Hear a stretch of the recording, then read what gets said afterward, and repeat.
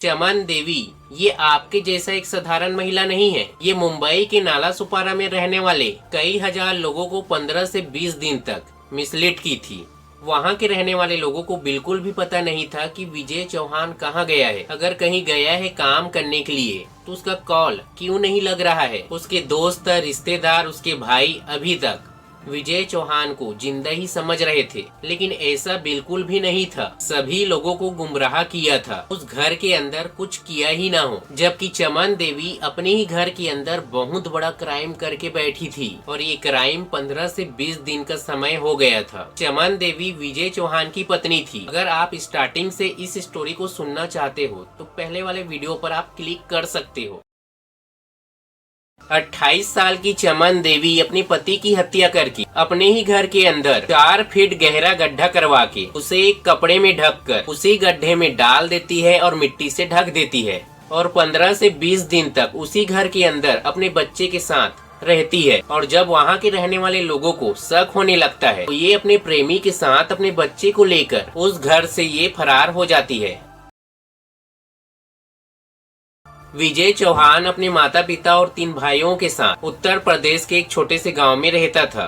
काम के सिलसिले में ये चारों भाई मुंबई आए थे और अपना अपना काम सीख रहे थे।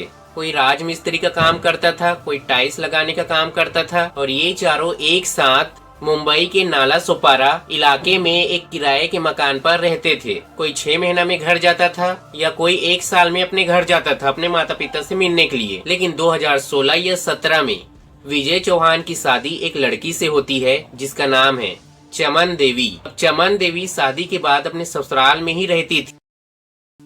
अब विजय चौहान अपने फैमिली को छोड़कर मुंबई में आकर काम करता था। अब शादी के बाद विजय चौहान अपने घर अपने फैमिली से मिलने के लिए आना जाना करता था। तो ऐसे में उसके परिवार के लोग बोलते हैं कि आप इसे लेकर मुंबई में ही शिफ्ट हो जाओ। तो विजय चौहान अपनी पत्नी को लेकर मुंबई आता है और अपने भाइयों से बोलता है कि मैं इसी मकान में रहना चाहता हूँ, आप लोग दूसरे जगह शिफ्ट हो जाओ। तो ऐसे कहने पर उसके भाई लोग उसके बात को मान लेते हैं। तो कुछ सालों के बाद विजय चौहान अपना खुद का एक घर ले लेता है और उसी इलाके में उसके भाई लोग भी रहते थे। दोनों पति पत्नी मुंबई का नाला सोपारा इलाके में रहते थे और कुछ सालों के बाद एक बच्चा भी आता है। अब दोनों का जीवन आगे अच्छे से चल रहा था। विजय चौहान एक राजमिस्त्री का काम करता था और उसके घर में किसी चीज का कमी नहीं था और वहाँ के रहने वाले लोग विजय चौहान को अच्छे से जानते थे। लोग उसके काम को पसंद करते थे। सभी के साथ बैठना उठना चलता था और उसी इलाके में बहुत दूर दूर से लोग उसे पहचानते थे। उसके पास पैसे का कमी नहीं था। 4 से 5 बैंक अकाउंट था जहां ये अपना पैसा रखा करता था। अब विजय चौहान काम करने के लिए सुबह अपने घर से निकल जाता था। उसके बाद उसके बच्चे और उसकी पत्नी घर में ही रहती थी। विजय चौहान काम करके थका हुआ शाम के घर आता था। उसके बाद खाना वाना खा के सो जाता था। तो दोनों के जीवन में ऐसा ही चल रहा था। अब जैसे चल रहा था वैसे चलाना था। तो उसी इलाके में एक लड़का रहता था जो 20 साल का था, जिसका नाम है मोनू विश्वकर्मा। ये चंदन देवी को अपना भाभी मानती थी।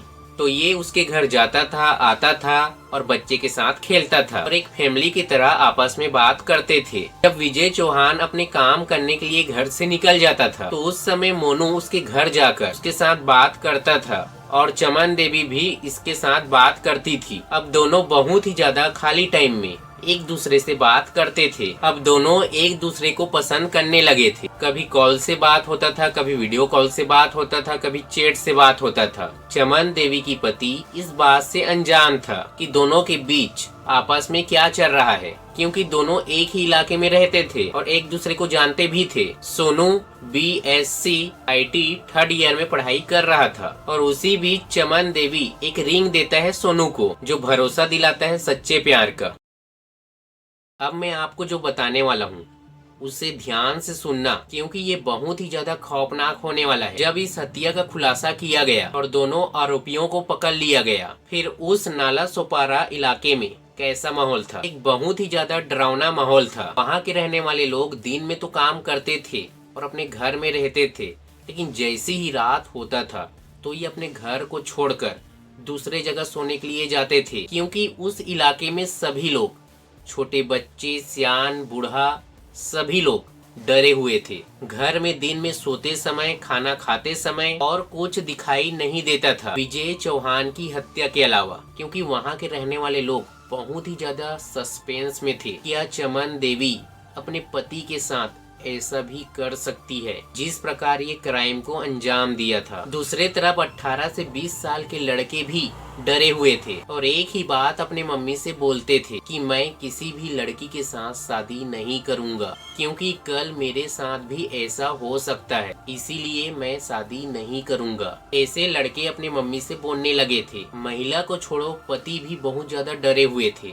क्योंकि मेरा पत्नी खाने में कुछ मिलाकर दे दिया हो तो ऐसा सोचने लगे थे, क्योंकि उस एरिया में सभी के सभी लोग डरे हुए थे। इसे समझाना बहुत ही ज्यादा मुश्किल था। पति पत्नी एक दूसरे से लड़ाई झगड़ा करने लगे थे। बच्चे दूसरे तरफ शादी नहीं करना चाहते थे। उस घर के पास जो लोग रहते थे ये दिन में तो रहते थे, लेकिन रात जैसे ही होता था अपने घर से दूर चला जाता था। इतना ज्यादा डरे हुए थे। मैं आपको इतना ही बताना चाहता था जो बहुत ही ज्यादा क्रीपी था। पूरा स्टोरी जानने के लिए आप नीचे वीडियो पर क्लिक करके देख सकते हो।